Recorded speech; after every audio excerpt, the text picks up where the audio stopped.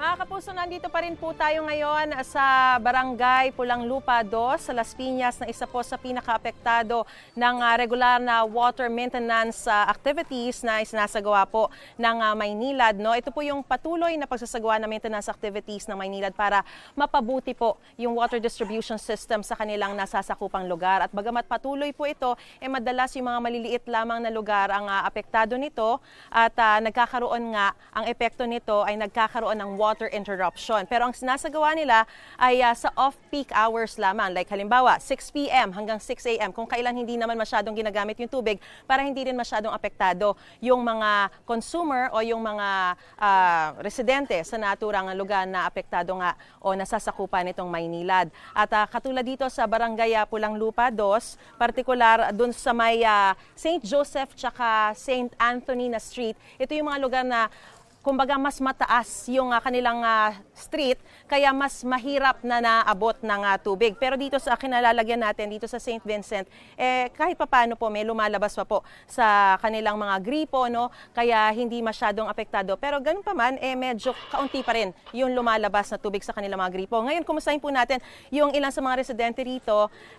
Ito, nakikita po natin, isa sa mga nagdidilig dito, si Ate Annaliza. Good morning po. Good morning po. Ayan, napansin ko po, nagdidilig na po kayo, no? Yes, pero kumusta po ba yung sitwasyon? Yan po bang lumalabas na tubig yan? Ganyan po ba talaga yung normal na tubig kapag halimbawa walang water interruption? Opo. O talagang mahina na po yan? Pag mahina lang talaga, pag may water interruption, ganyan lang naman po. Oo, dapat po ba talagang puno yan? Ay, Oo, malakas. malakas. Parang malakas? Malakas dapat. So, kailan pa po ninyo na-experience yung ganyan kahina na labas ng tubig? Kahapon lang naman. Oo. Kahapon lang.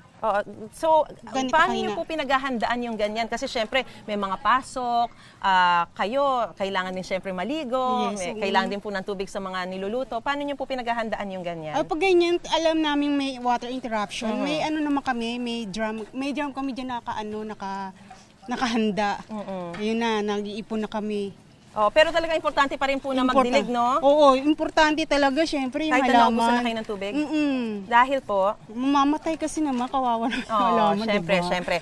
Hindi naman po kayo nakakaranas na kapag halimbawa tumigil yung tubig, pag nagbukas kayo, medyo madumi na? Ay, hindi naman. Okay sa awa naman. ng Diyos. Okay naman. Alright. Opo. Maraming po salamat, Ma'am Annalisa. Okay, At ingat po kayo. Sana salamat. makapag-imbak po kayo ng maraming tubig ngayong salamat. araw. Thank you, At sa buong linggo.